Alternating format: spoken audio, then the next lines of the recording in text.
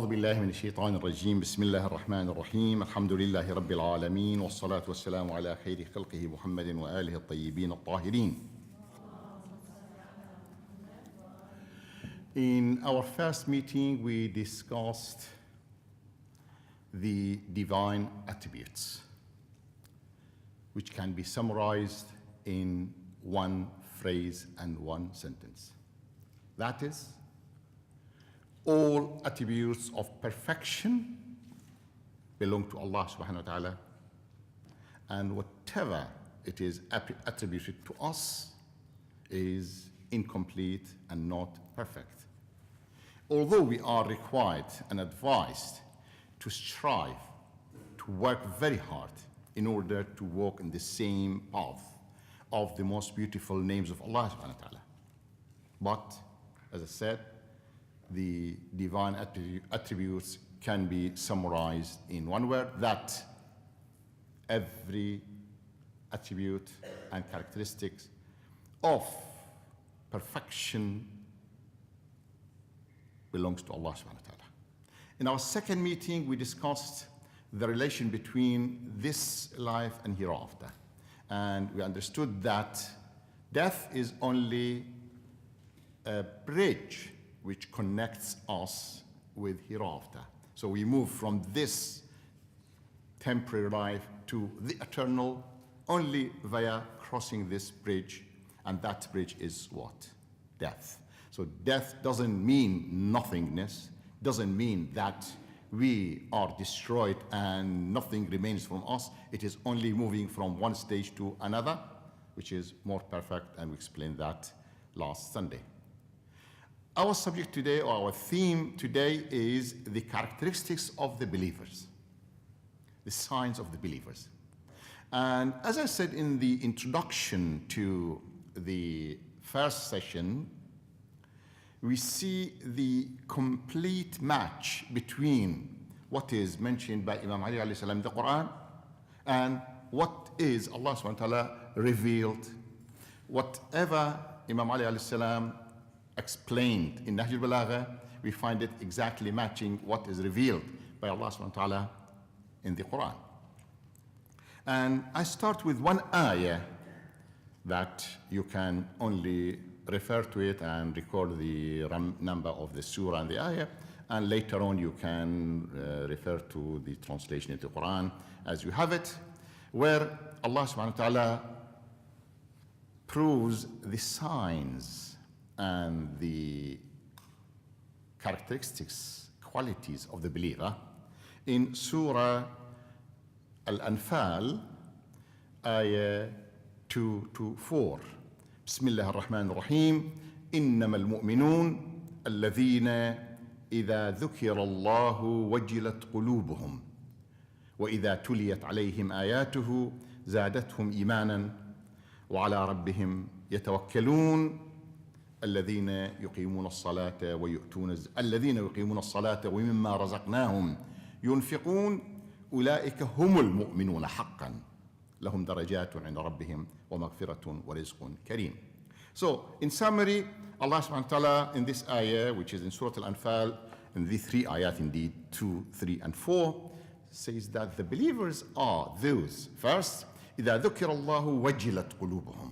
When the name of Allah subhanahu wa ta'ala, when they remember Allah subhanahu wa ta'ala, they feel some sort of fear in their hearts, humbleness in their hearts.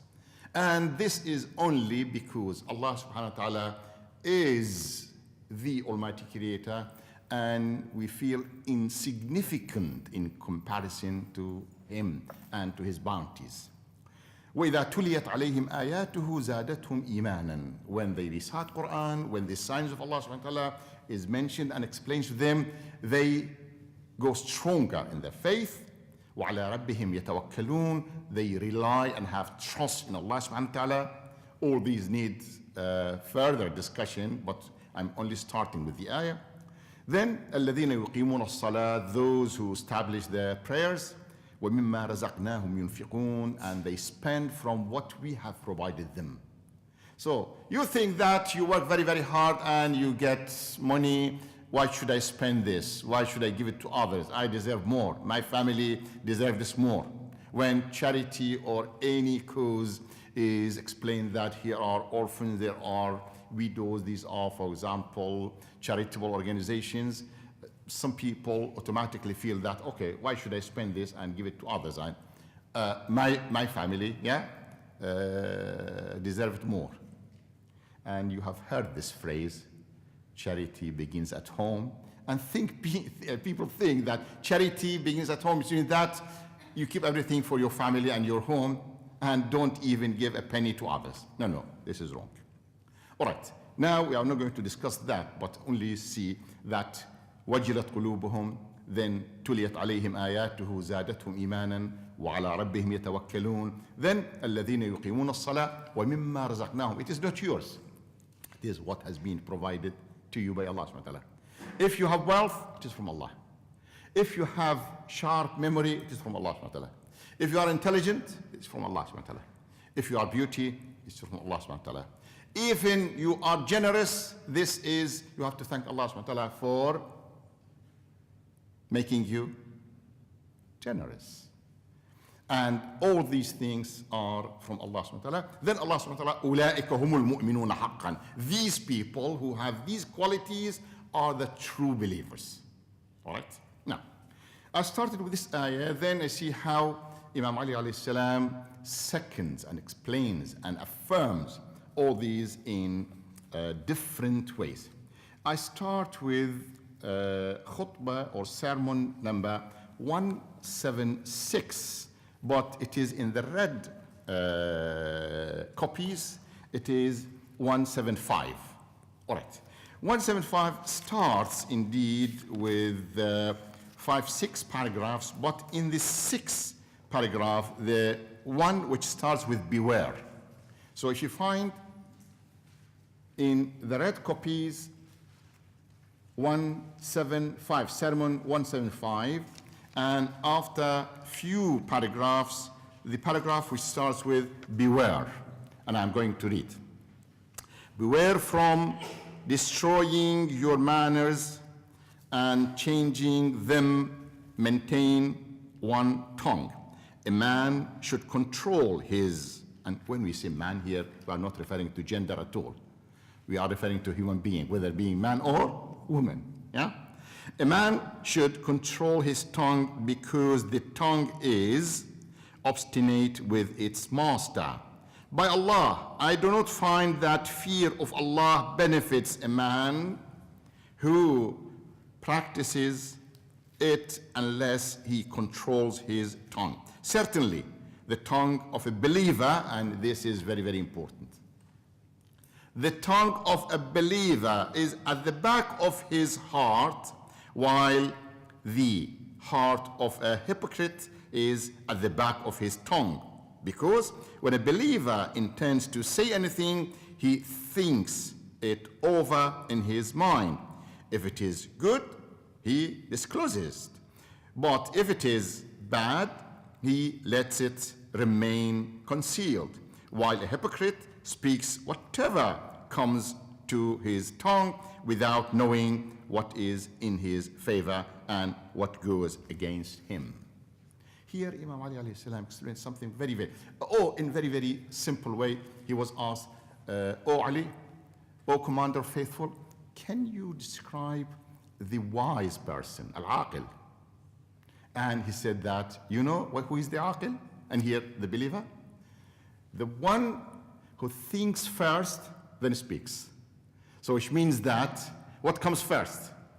The mind, the thought, the ponder, the contemplation, then the tongue. But they said that, can you describe the crazy? He said, I have done, which means that opposite of that automatically, which means the one who speaks first, then thinks, oh, I shouldn't do that. It was not right to say that. Oh, it is not suitable or proper to say that. So the tongue before the mind, or the mind before the tongue. If the mind is before the tongue, is the sign for the believer and the wise.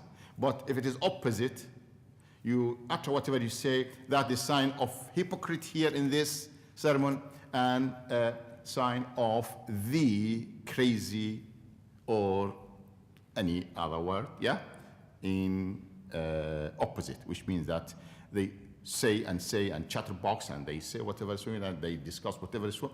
After 2 hours, oh, I shouldn't say that. Oh, it wasn't proper to say that. No, that is not good. So this is the first thing.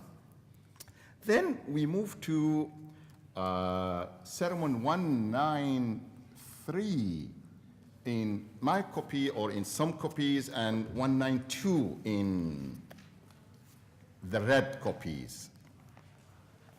Okay, 193 or 192. This sermon is very, very important. When one of the companions of Imam Ali alayhi salam was called Hammam, with her, not Hammam. Hammam asked him to describe the pious and righteous.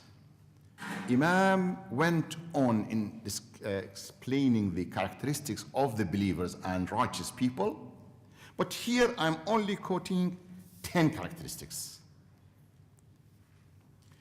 If you look at 193 in my copy, similar to my copy, or 192 in the red one, go to the second paragraph. And in the second paragraph, there are 10 characteristics, which are very, very important. Indeed, once I had one complete lecture for an hour under the title of The Pious, or The Complete Pious Describes the Pious. Imam Ali alayhi salam, who is Amirul Mu'mineen wa Mawla al-Muttaqeen, describes who are the Muttaqeen. Yeah? Thus, the God-fearing in it are the people of distinction. Now, we start. First, their speech is to the point. What does it mean? In Arabic, منطقهم الصواب. They try to talk something right, useful, truth, and every wisdom is there. منطقهم الصواب. Their speech is to the point. Second, their dress is moderate. وملبسهم الاقتصاد. Third, their gait is humble. ومشيهم التواضع. You can see there are people, regardless of being men or women, boys or girls, elderly or young. When they walk with some sort of humbleness. Some of them are arrogant and try to be so selfish, or feel that, oh, they are proud, and as if they have created everything and they achieved. Everybody has to follow them and to obey them. No. Imam alayhi salam said, وَمَشْيُهُمُ التَّوَاضُعُ. Their gait is humble. Fourth, they keep their eyes closed to what Allah has made unlawful for them. غَضُّوا أَبْصَارَهُمْ عَمَّا حَرَّمَ اللَّهُ عَلَيْهِمْ. Unfortunately, there are boys or girls or men, even men. I mean, few ladies complain to me that, oh, my husband spent hours and hours looking at porn programs in the computer, or some CDs, or here or there, thinking that is all right. No, it is not all right. Because the believer, غَضُّوا أَبْصَارَهُمْ عَمَّا حَرَّمَ اللَّهُ عَلَيْهِمْ. And this is the hadith of Imam Ali alayhi salam in somewhere else, النَّظْرَةُ الْأُولَى لَكْ وَالثَّانِيَةُ عَلَيْكَ. Which means that, okay, while you are unintentionally walking and your gaze or your look, okay, you see something which is not proper to look at. Okay, because you did not have the intention, the first one is all right. But if you continue looking and chasing, and someone is, and I've seen people, a driver, for example, when half a naked girl, is moving on the street, the driver on the other side, he is looking and following her up until she disappears from his sight. And suddenly, he makes an accident.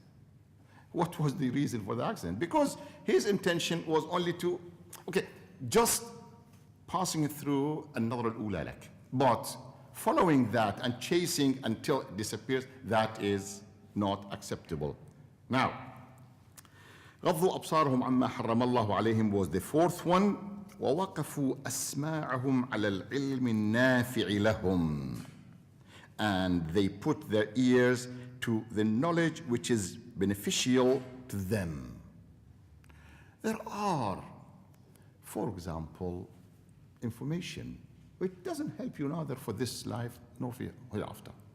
What's the difference to know who won the Wimbledon match this year or last year, or asking somebody about someone who has won for 5 or 6 years consecutively and something like that? What's the difference? I mean, what difference does it make to you?